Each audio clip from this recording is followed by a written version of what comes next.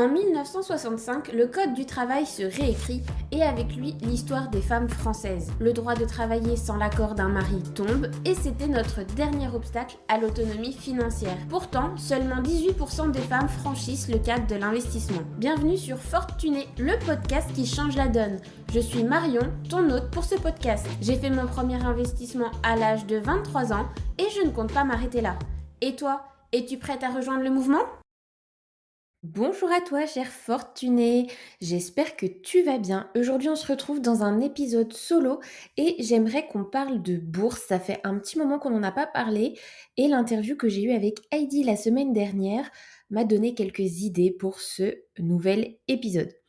Aujourd'hui, la bourse, ça reste quelque chose de simple, de sûr aussi, parce que ça fait des années, des décennies que ça existe et que ça a fait ses preuves. Mais surtout, c'est hyper flexible, que tu sois plutôt hyper safe dans tes investissements ou un peu profil très risqué. Vraiment, la bourse, on peut faire du sur-mesure et c'est accessible à tout le monde. Il te faut une connexion Internet et un téléphone. Bon, il y a moyen que si tu m'écoutes en ce moment dans tes oreilles, c'est quand même que tu sois sur téléphone. La majorité d'entre vous écoutez ça via vos smartphones et les applications de podcast. Alors la bourse, c'est quelque chose qu'on peut mettre en place tous en quelques minutes. On peut même le rendre automatique, s'y coller une fois et ça va le faire automatiquement chaque mois à notre place. Ou alors ça te prendra tout au plus quelques minutes. Personnellement, je ne passe même pas plus d'un quart d'heure, max une demi-heure quand je fais quelques recherches chaque mois sur tout ce qui va être bourse. Et encore, la majorité du temps, comme je réinvestis dans des choses que j'ai déjà étudiées, ça me prend vraiment mais quelques clics et quelques secondes. Donc j'aimerais qu'on refasse un point sur la bourse, sur quels sont les différents produits boursiers qu'on va pouvoir acheter, les différentes stratégies à mettre en place selon ton profil. Et on va parler aussi cas concret, quelles sont un peu les meilleures stratégies dans le temps à avoir et les différents résultats que tu peux obtenir plus tu laisses de temps passer en bourse, parce que ça c'est le maître mot en bourse, plus tu laisses passer du temps, plus tu es gagnant. Mais avant de commencer cet épisode, j'ai aussi une très bonne nouvelle à t'annoncer. Je prépare le programme pour t'apprendre à investir en partant de zéro, même si tu n'y connais rien. Ce programme, il sera prêt à la fin du mois de mai pour partir en bêta test et dans la foulée se lancer.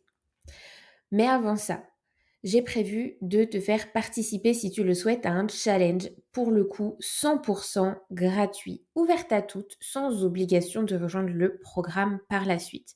Dans ce challenge, pendant 4 jours, tu vas recevoir une salve de vidéos et d'exercices à faire et à remplir avec tes propres réponses, ta propre personnalité et tes propres objectifs. L'objectif de ce challenge, c'est qu'au bout de 4 jours, tu aies découvert un peu la stratégie d'investissement, la stratégie financière que tu vas mettre en place parce que tu auras bien déterminé tes objectifs, tu auras bien compris quel est ton profil de risque et tu auras également bien refait le point sur tes finances actuelles. À l'issue de ces 4 jours, tu pourras en effet, si tu le souhaites, rejoindre le programme une fois qu'il sera prêt. Et il y aura bien évidemment une surprise supplémentaire à la fin de ce challenge de 4 jours pour les participantes par rapport au programme qui sort. Donc voilà.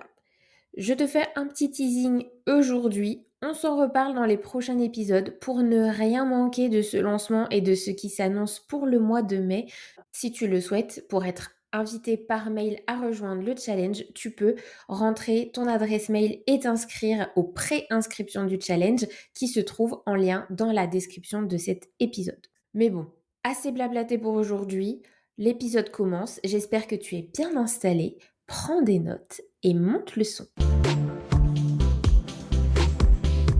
Dans cette première partie, on va refaire le point sur tous les différents produits que tu peux acheter en bourse. Puisque le plus connu, ce sont les actions. Souvent, en bourse, on entend les actions des entreprises que l'on connaît le plus. En France, tu as par exemple le CAC 40, qui est en fait le regroupement des 40 plus grosses entreprises françaises, européennes. Tu as la même chose, par exemple, aux États-Unis. Dans ce cas-là, c'est le S&P 500, le regroupement des 500 plus grosses entreprises. Donc tu peux décider d'acheter une ou plusieurs actions de ces entreprises. Concrètement, qu'est-ce que ça veut dire? Ça veut dire qu'en achetant une action, par exemple, de l'entreprise Apple, tu es propriétaire d'une partie de cette entreprise. Tu es véritablement propriétaire. Il faut vraiment avoir énormément d'actions et donc un gros pourcentage de l'entreprise pour être décisionnaire, participer au conseil d'administration. Mais nous, en tant que particulier, ça ne nous empêche pas d'être propriétaire d'une partie de l'entreprise Apple ou d'une autre entreprise qui te plaît ou une entreprise en laquelle tu crois. Tu n'auras pas plus de choses à faire que d'avoir finalement déposé, prêté cet argent à l'entreprise. Les avantages d'acheter des actions, c'est que le potentiel de croissance, il est quand même assez élevé. Les entreprises, elles sont toutes là pour faire du bénéfice, du profit.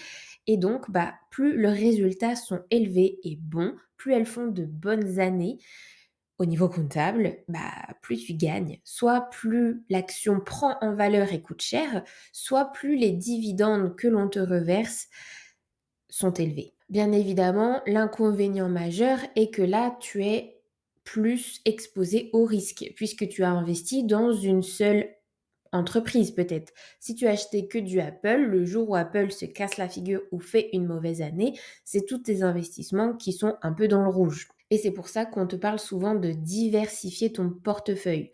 Soit tu es vraiment très axé sur les actions, tu n'aimes acheter que des actions, tu as un profil de risque un peu plus risqué, mais dans ce cas-là, n'oublie pas d'acheter plusieurs actions d'entreprise, de plusieurs entreprises différentes et peut-être même dans des secteurs industriels différents. Ne va pas acheter peut-être Apple, Samsung, Google, Microsoft, voilà, du même secteur tech. Tu vas peut-être aller aussi dans l'alimentation, l'énergie, etc. Mais voilà, ça c'est pour les actions. Il existe aussi les obligations qu'on connaît un peu moins. C'est pas forcément dans ça qu'on investit le plus en tant que particulier, mais ça reste une possibilité. Les obligations, c'est le fait de prêter à des entités gouvernementales, le plus souvent, de l'argent. Tu as un taux d'intérêt qui est fixé à l'avance. Et en fait, c'est un peu comme si tu devenais la banque. C'est-à-dire que cette entreprise, enfin, en tout cas cette entité gouvernementale, va devoir te rembourser cet argent avec un taux d'intérêt qui aura été défini. Et du coup, tu vas récupérer ton argent plus les taux d'intérêt. Donc, en fait, les revenus sont fixes et relativement sûrs. Donc, c'est ça son avantage. C'est vraiment le côté assez sécuritaire. Maintenant, l'inconvénient principal, c'est bien évidemment que tu peux t'attendre à moins de croissance que les actions, puisque la croissance va être de quelques pourcents et bien inférieure effectivement à ce qu'on peut s'attendre sur le marché des actions. Mais en contrepartie, il est un peu plus sûr. Le troisième produit financier que tu peux acheter, c'est un ETF. Un ETF, c'est comme un caddie quand tu vas en course. C'est un panier dans lequel il y a plusieurs actions d'entreprise. Toi, quand tu investis dans un ETF, en fait, cet ETF, il va prendre et répartir tout l'argent qu'il reçoit de ses investisseurs et le répartir dans plusieurs entreprises. En fait, il va faire l'investissement en actions et la diversification boursière à notre place. Donc forcément, tu t'attends à des rendements inférieurs par rapport aux actions, par contre bien plus supérieurs que les obligations, puisque les ETF restent quand même assez intéressants, surtout sur du long terme au niveau rendement. En plus, c'est très flexible. Tu peux investir sur plusieurs ETF, mais tu peux sur certaines plateformes investir dans des petites portions d'ETF, vraiment le montant de ton choix. Soit tu achètes l'ETF en entier, soit tu peux acheter une partie sur certaines plateformes, comme notamment Trade Republic. Ce n'est pas un placement commercial, c'est vraiment une application que j'aime bien personnellement et que je trouve vraiment très intuitive et très facile en tant que particulier, qui fait très bien l'affaire, surtout quand nous, on n'a pas l'ambition de devenir trader. Et avec des possibilités de faire des investissements, récurrents, répétitifs, automatiques. Et dans ce cas-là, il y a parfois même pas de frais du tout qui s'appliquent et ça, c'est top. Mais on en reparlera plus en détail. Là, c'est un peu compliqué sous format podcast. Les ETF, donc on a dit qu'ils allaient diversifier à notre place. Tu as les ETF les plus connus. Par exemple, l'ETF du S&P 500, c'est donc l'ETF qui va répliquer la croissance ou les bénéfices généraux des 500 plus grandes entreprises américaines. Donc plutôt que d'aller acheter une action à chaque fois dans les 500 entreprises américaines pour avoir la performance globale de ce secteur-là, des 500 plus grandes entreprises, bah, tu peux acheter un ETF et lui, en fait, va te répliquer cette croissance, mais toi, tu auras peut-être du coup pu y accéder en mettant moins d'argent. Parce que va acheter une action de chaque plus grosse entreprise américaine, t'en as pour un sacré pactole. L'ETF, lui, avec une centaine d'euros, voire moins, ça peut être même beaucoup moins, une dizaine d'euros, tu peux t'y exposer. Donc ça, c'est vraiment hyper intéressant. Et surtout, pas prise de tête. Tu as la même chose pour les ETF du CAC 40 pour être plutôt exposé France-Europe. Tu as la même chose pour des ETF monde qui vont répliquer vraiment la performance au global du monde entier, de l'économie mondiale. Tu en as vraiment sur pas mal de thèmes aussi très spécifiques. Il y en a qui vont être basés sur l'immobilier, il y en a qui vont être basés sur l'énergie, d'autres qui vont être basés sur les assurances. Voilà, tu peux aussi aller te diversifier, mais tout en restant dans un secteur industriel. Il y a énormément de choses à faire. On apprendra bien évidemment ensemble à les choisir correctement et vraiment objectif sans prise de tête. Maintenant, on va parler stratégie d'investissement selon ton profil de risque. Puisque comme je te l'ai dit, la bourse, on peut vraiment faire du sur-mesure. Si tu es très frileuse en risque, tu vas pouvoir privilégier les obligations comme on a dit, voire les ETF tout simplement parce que ça reste hyper accessible en quelques clics depuis son téléphone et à la limite tu ne fais que ça. Tu t'exposes aux entreprises américaines ou monde ou européennes, voire un petit peu des trois, mais pas plus.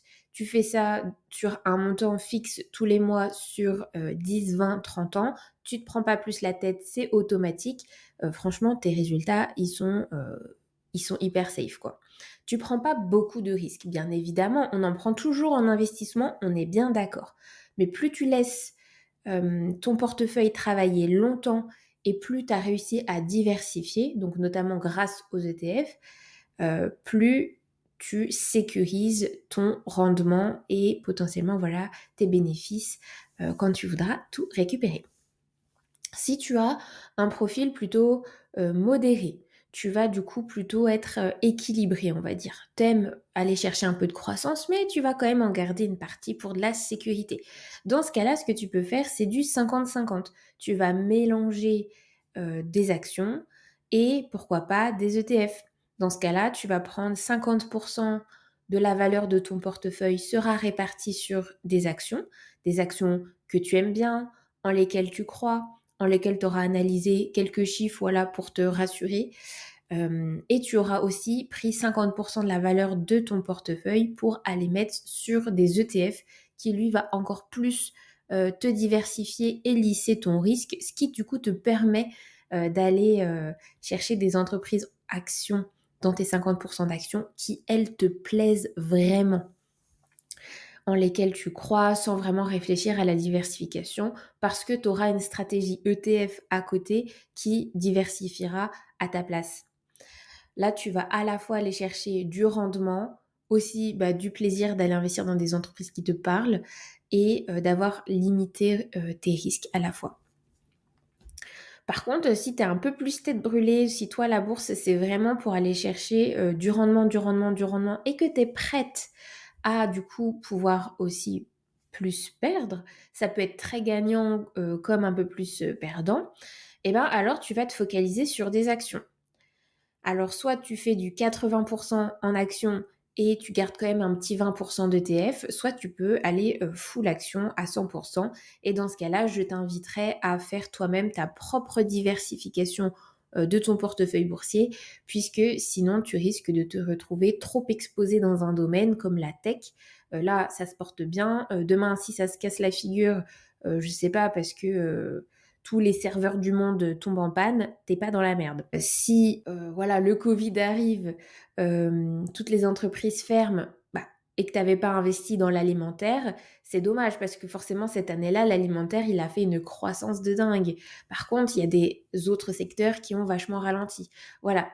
Tout dépend de la situation économique. Sur le long terme, tout prospère, mais sur un très court terme, il y en a qui vont sous-performer ou d'autres moins performer que d'autres et d'autres qui vont exploser. C'est pour ça qu'il faut essayer dans ce cas-là de s'exposer au plus possible au plus de domaines industriels différents. Donc voilà, ça dépendra aussi du temps que tu veux y passer puisqu'une stratégie 100% action va te demander un peu plus de travail, un petit peu plus de temps chaque mois pour vérifier que tu es bien exposé. Est-ce qu'il faut que tu changes tes positions? Est-ce que tu réinvestis dans tel ou tel secteur? Est-ce que tu réinvestis dans tel secteur, dans une action que tu avais déjà? Ou est-ce que tu vas chercher une autre entreprise pour te diversifier encore plus? Ça demande un petit peu plus de réflexion. Ça va pas te prendre énormément de temps quand même. Mais voilà, on n'a pas toute la même envie de devoir passer du temps sur ces investissements-là. Donc ça dépend un peu ton affinité avec l'investissement, les marchés boursiers, voilà, et la recherche potentielle d'actions. Moi, c'est un truc que j'aime beaucoup faire, donc forcément, j'aime bien avoir les deux. Mais je comprendrais aussi quand tu as une vie déjà bien chargée que ne pas se prendre la tête et tout mettre en ETF, mais c'est génial. C'est quand même beaucoup de sécurité et de très beaux rendements pour pas beaucoup d'efforts. Donc c'est aussi super cool. Et puis tu as le droit d'avoir une stratégie aujourd'hui et de la faire évoluer dans le temps, hein, tout simplement. Rien ne dit que demain tu veux pas être de plus en plus sécuritaire parce que tu te rapproches de la retraite et aujourd'hui tu es hyper jeune et du coup tu peux te permettre un petit peu plus de risque pour essayer d'aller chercher un peu plus de croissance. Voilà, c'est aussi à faire évoluer avec qui tu es et qui tu deviendras, puisque souvent on va se parler de stratégie long terme en bourse. C'est comme ça que tu vas maximiser tes gains et que tu limites ton risque de perte, c'est en maximisant le temps auquel tu exposes ton argent sur les marchés financiers. Mais ça, c'est la partie qu'on va voir tout de suite. Ok, troisième point, on va parler stratégie long terme. En bourse, tu as 3 leviers pour faire de l'argent, on va dire. Tu as le montant que tu vas investir, bien évidemment. Plus tu investis, plus tu peux espérer gagner. C'est mathématique. Mais on peut s'exposer avec un très petit budget aussi. Donc, tu as le capital investi qui va entrer en jeu. Comme on l'a dit, tu as aussi les différents actifs que tu vas acheter, les différentes stratégies. Est-ce que tu es plutôt ETF, plutôt action, plutôt obligation? Ça va déterminer également ton rendement. Et le troisième point important, c'est le temps que tu vas être investisseur ou investisseuse boursière. Si toi, tu as un objectif court terme, donc 5 ans ou moins, tu prends pas mal de risques en bourse puisque on n'est pas à l'abri que tu traverses une crise économique. Et selon les secteurs dans lesquels tu étais investi, peut-être cette crise, soit elle te fait exploser tes rendements, soit elle te les fait complètement chuter et mettre dans le rouge. Donc, en 5 ans, tu n'es généralement pas suffisamment peut-être diversifié ou tu es peut-être trop exposé voilà, à certains domaines et tu connais pas ce qui va se passer dans les 5 prochaines années. Donc, te fixer un objectif dont laquelle ta vie dépend pour dans 5 ans, c'est risqué. Tu as autant de chances, d'après voilà, les statistiques qui ont été faites. Alors, j'ai plus le lien en tête de l'étude, mais voilà, il y a des stats qui ont été vraiment faites pour savoir un peu les risques qu'on prenait selon le temps où on investissait en bourse. Si tu es à 5 ans ou moins de 5 ans, tu es 50-50. 50% de chance d'être perdant, 50% de chance d'avoir du profit. Et en fait, ce qui est bien, c'est que à chaque année, quand tu auras gagné des rendements, si tu les réinvestis tous les mois, tous les ans, tout ce que tu gagnes, en fait, tu les réinvestis, tu les refais travailler, tu as ce qui s'appelle l'effet cumulé, ce qui fait que cet argent gagnera de plus en plus d'argent plus le temps sera passé. Au début, tes gains, ils vont être intéressants en termes de pourcentage, mais en termes de somme, ça va pas non plus être délirant et te permettre de vivre du jour au lendemain de tes revenus passifs. Ou alors, t'as hérité d'1 million puis tu l'as placé, quoi. Mais sinon, plus tu vas laisser passer de temps, plus tu vas être gagnant ou gagnante. Et c'est ça que j'aimerais te montrer avec une simulation que je vais faire en direct. Alors, des simulateurs d'intérêt cumulés, tu en as partout sur Internet. Moi, je vais le faire avec Finari parce que j'aime énormément cette entreprise et leur simulateur, il est vraiment chouette. Puis il est très simple d'utilisation, il est très esthétique. Donc si jamais tu as envie de faire tes propres simulations, je te laisserai le lien dans la description aussi de cet épisode où tu auras juste à cliquer puis tu retrouveras le simulateur que moi j'utilise pour déterminer un peu mes stratégies et voir ce que je pourrais obtenir. Donc, si vous entendez cliquer, c'est normal, je fais la simulation en direct.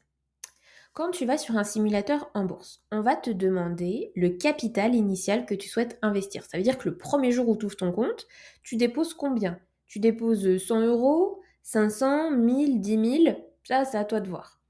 Moi, je vais dire que tu es jeune, tu écoutes ce podcast et tu dis, oh, je vais faire des petits montants tous les mois et là, j'aimerais rentrer en bourse, mais peut-être que comme tu es jeune, tu n'as pas encore énormément d'argent à placer. Alors, j'ai mis que tu rentrais avec 1000 euros. Tu mettras, toi, dans ta simulation, ce que tu veux.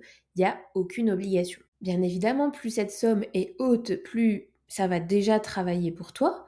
Mais tu vas voir qu'on obtient des résultats plutôt canons, même en commençant avec pas grand-chose. Donc, admettons, tu as 1000 euros de côté que tu investis directement en bourse. Et tu décides, toi, tu as un petit revenu pour l'instant, voilà, pareil. Tu es jeune, tu as aussi besoin de mettre pas mal d'économies de côté pour te faire une épargne de sécurité. Tu aimerais t'exposer à la bourse, mais voilà, tu vas pas avoir énormément de budget. Donc, j'ai dit, pourquoi pas, tu mets 100 euros par mois. 100 euros par mois, et bah, par exemple, si tu as 20 ans devant toi, je vais même mettre 25, puisque, bon, alors là, je vais avoir 27, paraît-il, la semaine prochaine. Mais on va se dire, moi, quand j'ai commencé à investir en bourse, j'avais 24-25 ans. Donc, admettons, pour mes 50 ans, qu'est-ce que ça me donne? Sachant qu'à 50 ans, c'est un âge intéressant. C'est un âge où tu as quand même des enfants qui partent généralement en études et ça va te coûter assez cher. Ou 50 ans, bah, t'aimerais peut-être, toi, partir à la retraite, qui sait? T'as peut-être pas envie d'aller jusqu'à 65, hein, ce que je pourrais comprendre. Donc, je vais mettre 25 ans pour montrer que, voilà, dans mon cas à moi, si je mettais 1000 euros de départ, 100 euros mensuellement, que je laissais travailler mon argent pendant 25 ans. Le taux d'intérêt moyen en bourse, si tu veux être sécure, tu mets 7%. C'est généralement lissé sur toutes ces années ce qui va se passer. Il y a d'énormes chances que finalement ce taux d'intérêt soit plutôt entre 8 et 10%. Mais on ne sait jamais. Moi, je préfère toujours penser pessimiste, penser que bah, si jamais nous, on traverse que des années difficiles, 7%, ça reste quand même hyper safe. Et bien évidemment, si tu vas chercher une stratégie full action, tu seras plutôt autour des 10, voilà, des 9-10%. Si tu es plutôt sur des ETF, ce serait quand même pas déconnant d'aller taper un 8% facile. Mais bon, voilà. Pour te montrer qu'on est safe, que je cherche pas à te vendre du rêve, je vais mettre un taux moyen de 7% sur 25 ans. Alors, qu'est-ce que ça donne? Ça donne que en mettant 100 euros par mois pendant 25 ans, je vais avoir mis de côté, enfin en tout cas, je vais avoir investi de ma poche 31 000 euros. Donc si toi tu les avais mis en économie, tu aurais 31 000 euros. Ou peut-être avec les 2-3% des livrets, mais encore ils vont pas rester à ce taux-là longtemps, tu aurais peut-être un peu plus, mais bon, pas énormément plus. En investissant ces 31 000 euros, j'ai gagné en plus 50 000 euros. Donc pour en avoir fait travailler 30 000, je vais en gagner 50 000 de plus, ce qui me fait un capital final dans 25 ans de 81 000 euros. Ok? Ça, c'est parce que j'ai mis pendant 25 ans uniquement 100 euros dessus. Tu pourrais mettre 100 euros maintenant parce que tu n'as pas les moyens de mettre plus. Et très vite, passer à, pourquoi pas, 300 euros mensuels. Eh ben là, ça devient très intéressant, puisque du coup, toi, tu vas avoir économisé 91 000 euros, donc un peu moins de 100 000 euros, et tu en auras gagné 142 000. Tu auras un capital final de 233 000 euros. Je te laisse imaginer. Maintenant, moi, j'ai mis 25 ans. 25 ans, c'est si j'en avais besoin peut-être pour mes enfants. Voilà, une sécurité. On ne sait pas ce qui peut arriver à 25 ans. Je pourrais aussi me reloger facilement si jamais il y avait une séparation. C'est des choses auxquelles il faut penser. Tu as quand même une belle sécurité financière avec ça. Maintenant, admettons que j'en ai pas besoin à mes 50 ans et que je continue à investir mes 300 euros mensuels. Moi, la retraite, si je suis un peu délire, c'est dans 35 ans. Donc pas 25, 35. C'est-à-dire avec 10 ans supplémentaires. Avec 10 ans supplémentaires, je ne suis plus à 200 000. Je suis à 500 000 euros de capital de fin. 500 000. Alors que moi, j'aurais économisé de mon côté 127 000 et j'en aurais gagné 381 000. C'est énorme. Et c'est là que tu vois les courbes, en fait, que toi, tu vas investir toujours la même somme. Donc, oui, ton capital, il monte, mais doucement. Par contre, plus la somme que tu as investie continue de travailler, plus la courbe, elle monte d'intérêt composé. C'est ça qui est très intéressant avec l'effet cumulé.